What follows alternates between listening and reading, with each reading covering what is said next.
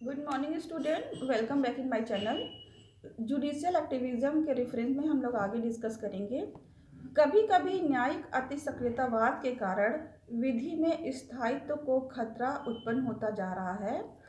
भारतीय संविधान के आर्टिकल 142 द्वारा प्रदत्त शक्ति का प्रयोग करने में सुप्रीम कोर्ट ने इतनी नम्यता का दृष्टिकोण अपनाया है कि डॉक्टर जीपी सिंह ने अपनी पुस्तक प्रिंसिपल ऑफ स्टैट्यूटरी इंटरप्रिटेशन में कहा है कि आर्टिकल 142 का प्रायः प्रयोग तथा सामान्य मार्गदर्शक निर्देशक जारी करना उपबंध को अवशिष्ट न्यायिक शक्ति की जगह विधायी शक्ति का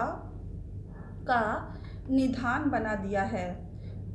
इनरी विनय चंद्र मिश्र AIR 1995 SCC के मामले में अधिवक्ता को दंडित करने तथा लाइसेंस निलंबित करने तथा बार काउंसिल वर्ती नामावली से नाम हटाने का आदेश और इसके पश्चात supreme court bar association versus union of India 1998 4 SCC के मामले में इन्हें रद्द करने से अनिश्चितता की स्थिति उत्पन्न हुई है। सेम यही situation common cause A registered society versus union of India AIR 1998 4 SCC के मामले में कैप्टन सतीश शर्मा द्वारा जारी अवैध लाइसेंसों के संबंध में अपने 2 पूर्व निर्णयों को अपास करना तथा कैप्टन शर्मा को आपराधिक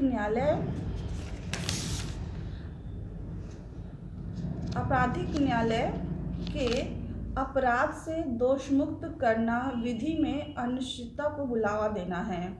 इसी तरह MC मेहता वर्सेस कमलनाथ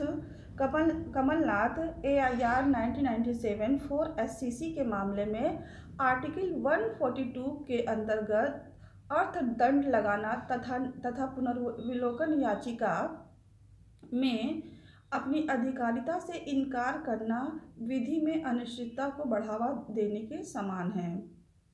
विधि में निश्चिततापूर्ण निर्णय का मूल आधार है और सम्यक न्याय प्रशासन हेतु यह आवश्यक रूप से अपेक्षित है, परंतु सुप्रीम कोर्ट ने कतिपय मामलों में अपने स्वयं के निर्णयों की अंतिमता पर प्रश्न ग्राह्य माना है। सुप्रीम कोर्ट ने एक नई संकल्पना का अभ्युदय किया जिसे उपचारी याचिका क्यूरेटिव पिटीशन का नाम दिया है। 1990 के दशक के अंतिम वर्षों में न्यायालय के आत्मावलोकन संबंधी दृष्टिकोण का प्रादुर्भाव supreme court bar association versus union of India 1998 4 SCC के मामले में प्रतिलक्षित होने लगा।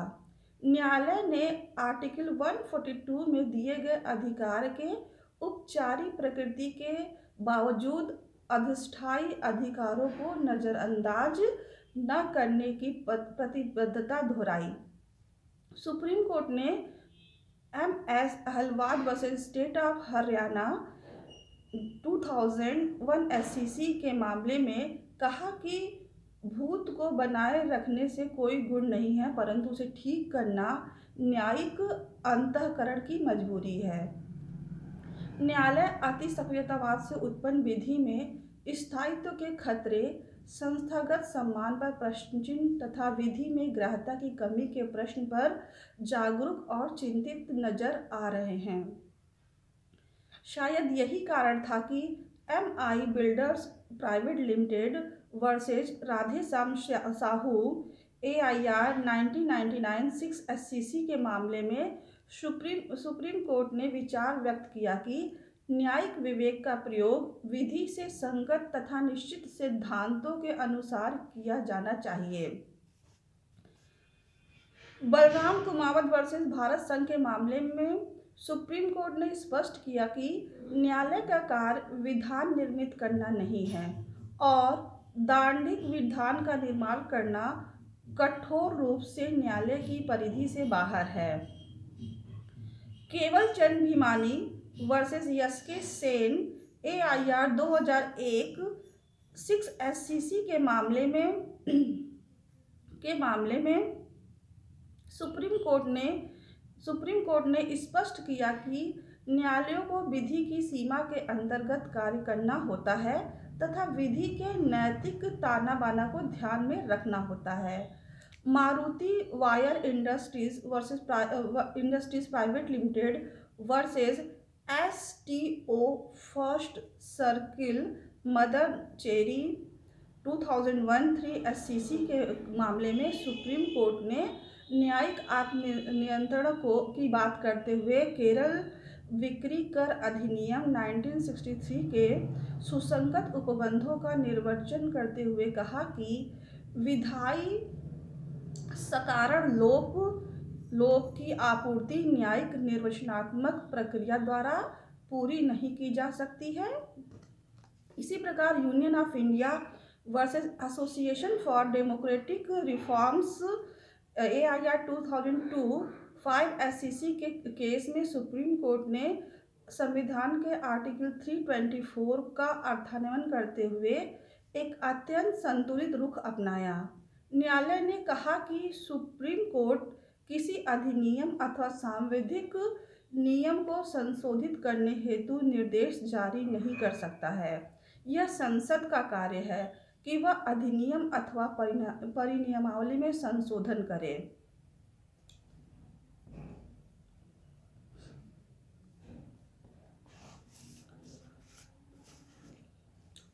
SR Chaudhary versus state of Punjab AIR 2001 7 SCC के मामले में न्यायाधीश डॉक्टर AS आनंद ने स्पष्ट कहा है कि न्यायालय का दायित्व विधि अनुसार न्याय प्रशासन करना है, लेकिन विधि ऐसी होनी चाहिए जो जनता के साथ विधिग्राह्यता या स्वीकार्यता प्राप्त करे, और ऐसी ग्राह्यता एवं स्वीकार्यता इस बात पर आधारित होगी कि वह कहाँ तक न्याय संगत है।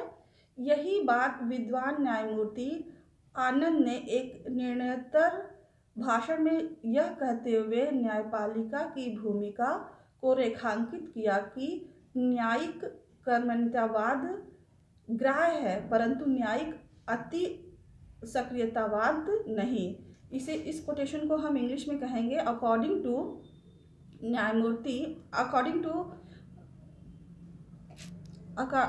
न्यायमूर्ति आनंद ने कहा कि judicial activism is acceptable but not the judicial over activism. Thank you student. और अगर आपको मेरा लेक्चर अच्छा लगा हो तो मेरे चैनल को लाइक कीजिए, सब्सक्राइब कीजिए।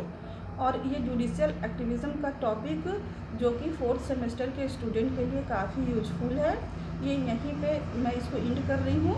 और ये कंप्लीट टॉपिक है जिसे आप अपने लेक्चर में, अपने नोट्स में इंक्लूड कर सकते हैं और अपने नोट्स को इम्प्रेसिव बना सकते हैं। Thank you so much.